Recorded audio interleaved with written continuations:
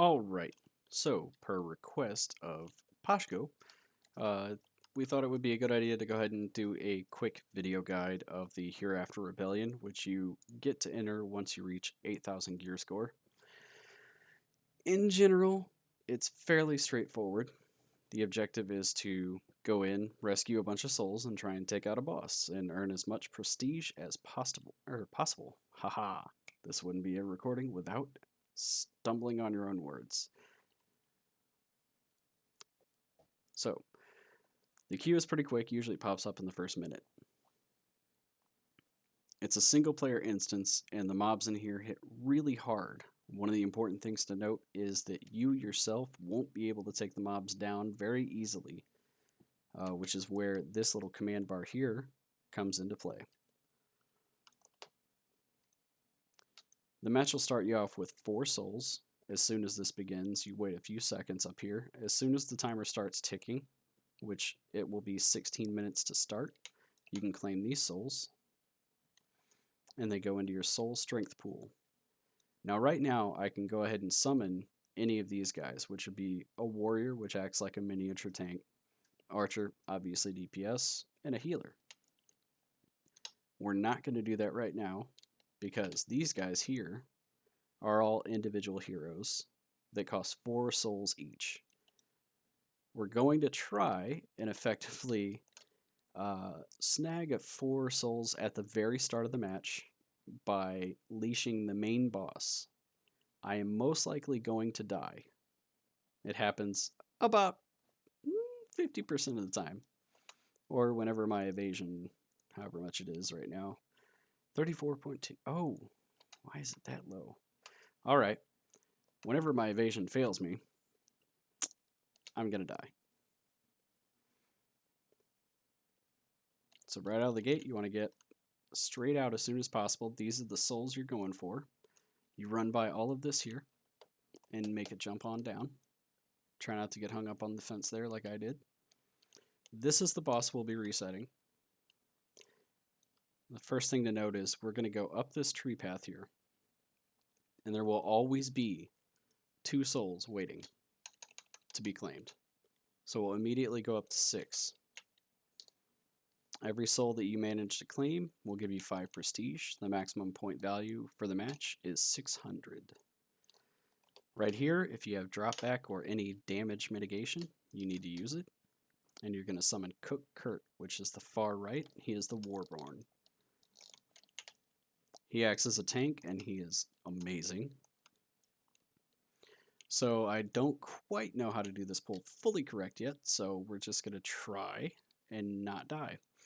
You're going to shoot, cast him to attack, jump back, and there's the death. However, he's fighting at the edge there, which should be... notice I'm okay with this because he's still alive currently. He lasts for quite a while against him. He is far enough away. If you can get the dog to stay at the edge, you can claim these souls and use this 2-minute cooldown to recall all souls. So that will save the 4 souls from Cook Kurt. And you'll notice that they went back to my soul strength pool up top. From this point, you can either go ahead and clear those out. Sometimes this soul is here. I got kind of lucky that he is.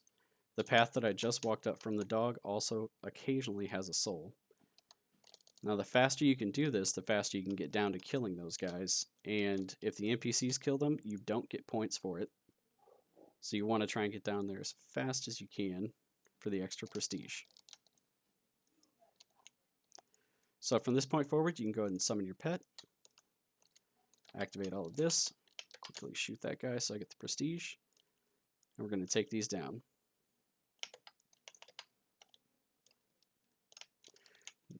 Now, in order to claim a soul, you have to kill all active enemies around them. It's a pretty important thing to note. I'm going to go ahead and take this guy here and immediately turn. So harpies should always be your priority in a pool because they heal, and they heal very large amounts. The warriors will stack metal and heal themselves. They're quite annoying, but generally speaking, if you take them out one at a time, you should be quite safe. If you're melee, you shouldn't have much of an issue at all. You won't take a lot of damage from them. So at this point, I have 5 souls.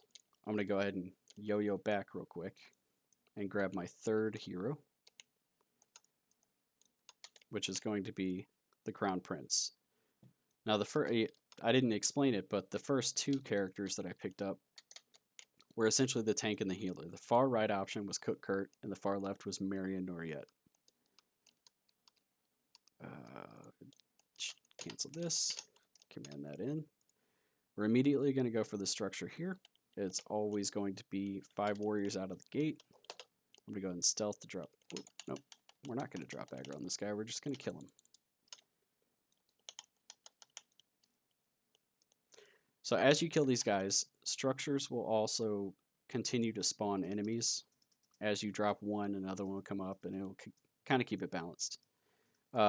This guy's receiving some healing, which is a little bit annoying because there is a harpy up.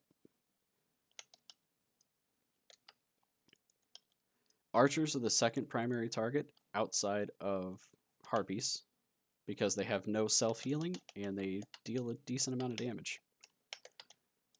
What I like to do is take out all of the smaller enemies first, and then you're going to command everyone onto the structure.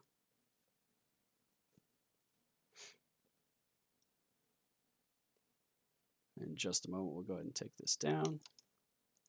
When a structure falls, it's always going to have a chest underneath it. This is where you'll find good sources for Sunglow Luna Gems and Arceum Crystals. At this point, I'm going to go ahead and summon 2 archers, because these will only take 1 soul each.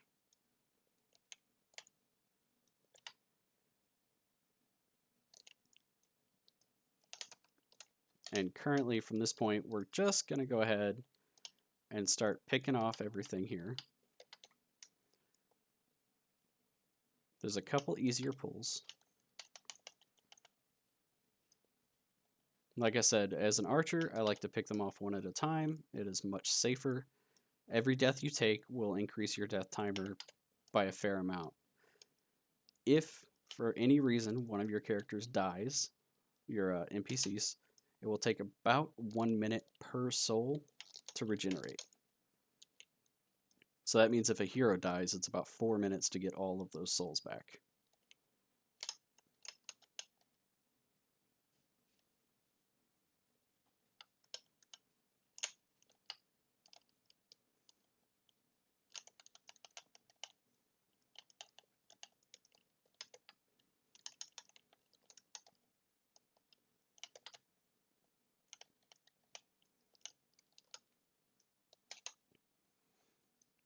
Now, the one thing to remember is, as you claim these souls, you want to continuously pull new archers out. This will speed up every pull going forward. Go ahead and eat a mana food again. This pull's a little bit sketch, just a little bit, because the mana tower will randomly target people, and if it manages to hit me, it's going to hurt a lot. But that's why we have Marion. Marion, the hero, is capable of healing multiple people. She's much stronger than the standard healers and does it way more effectively. So generally speaking, with these runs, I shoot for about 400 points prestige. And she's the only healer that I need.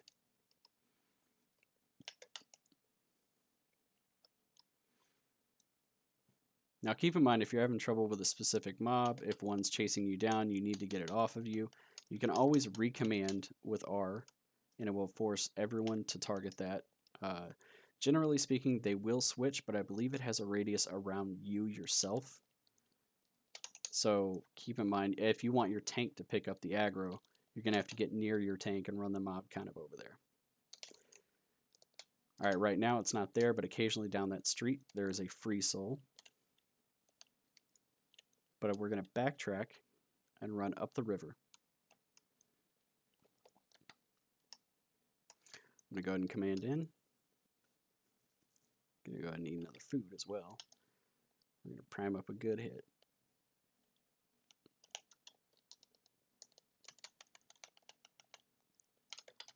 Now notice there's no harpies in this one, so I'm just taking all out real quick. These small pools don't have any respawning to them. It's only the structure pools that will have that. Man, I'm chewing through mana though.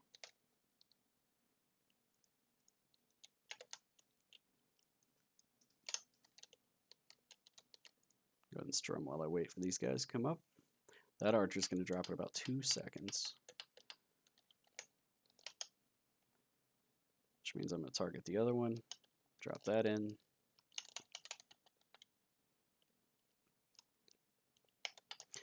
Now, when you go to collect this soul specifically, I'm going to run up here, collect them. And I don't like going next to the bank here because all of the NPCs provide unit collision, and it's quite a pain.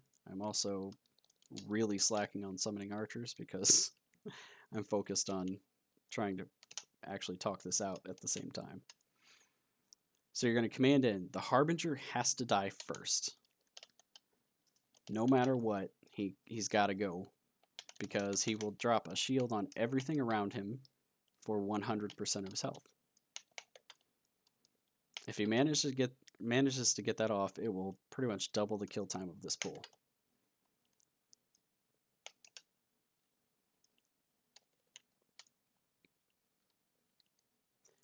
If you'll notice, there's a quest above the Crown Prince. Each NPC will have a quest of its own. And if you choose to accept it, there's objectives inside the match to accomplish. Once you accomplish those, they will take you outside where you have to find the NPC to talk to. Again, we're going to go for the Harbinger.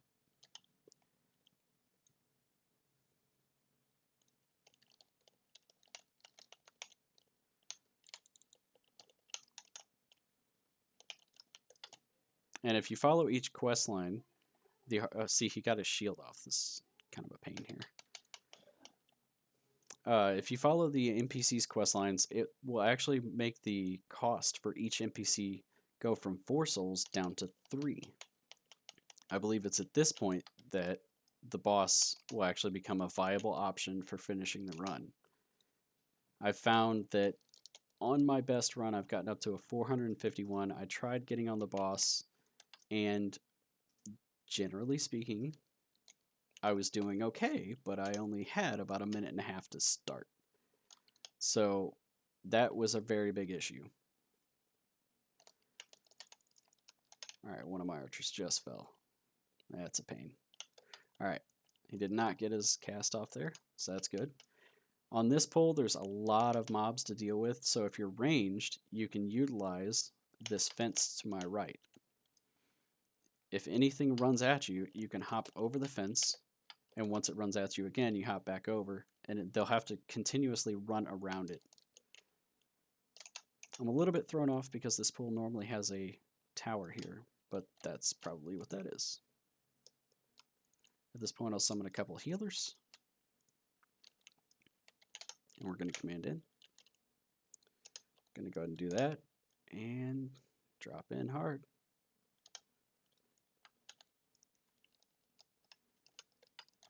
Now, personally, I like to take out the Necromancers after the Harbingers. Don't know why. I haven't exactly given them much of a chance to actually matter as of yet. They just sound like a bad deal. Ooh.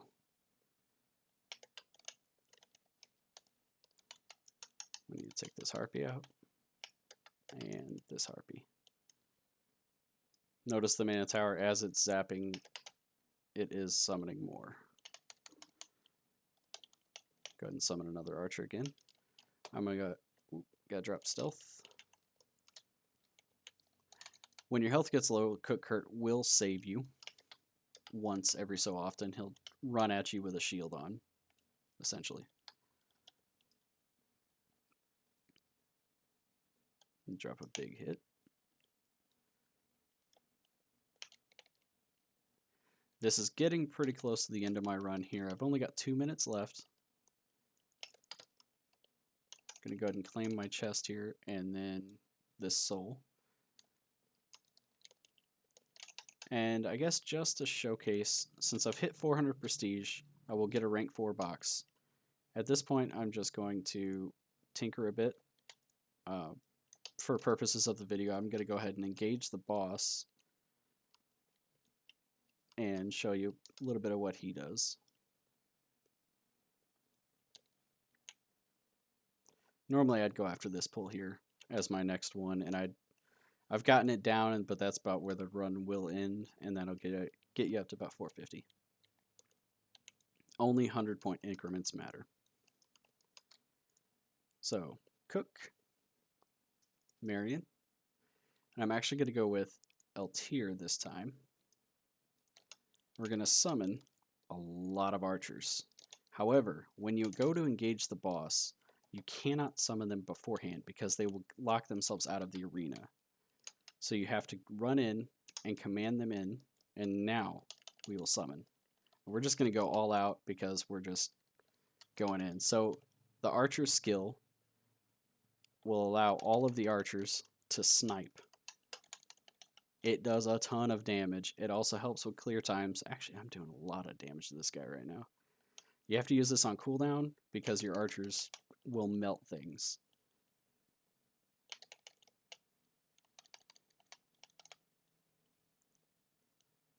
Man, if I just had a little more time. But you see, the fight itself is really easy. Cook Kurt will hold aggro. I don't think I can pull it off of him, really. He's going to go down, which means I'm going to go down here soon, because I didn't actually summon in extra healers. There's a balance to be had in how much of each thing that you summon when you do choose to fight the dog. And this is where Hereafter ended. If you manage to kill the dog, he drops a really big chest here that you have to remember to loot. But all in all, that's the end. If you have any NPC related quests to run around in here and talk to NPCs, if you chose to do those, you can do it at this time. You have about 2 to 3 minutes of free roam. You can kind of check out the area. If you run through the back end here, these are pulls that I don't touch. There's obviously a soul tied to each one, but they have catapults and cavalry. And from what I've heard, they're quite hard hitting, and they're quite large pulls as well. So managing that might be a bit of a pain. So I typically avoid the beach over here. And the only thing left in the run is a summoning orb pull just past the one that I normally finish on. And I've attacked it before, and you can see there's 2 souls here, making it fairly profitable, but I haven't got to fight it long enough to see if it's worth it. Other than that, 400-point run, not bad. It's pretty solid. It's a rank 4 crate. Anything above rank 3 has a chance of giving you both the Soul Liberator and the scroll to awaken it. And the awakening chance is, I believe, straight 30%. A rank 4 will also give you 10 Abyssal Enhancers of Epic Grade, by the way. I'm going to go ahead and pop the chest on stream too, because why not? Alright, we have another Awakening Scroll. Unfortunately, once you awaken the neck, you won't need another scroll because it could be sent all the way to Eternal after the first time. But at a 30% chance, you might as well stack them up because you're going to end up with extra necks to deal with for maybe alt specs or whatever, tinkering down in the future. So that's it. Thanks for watching.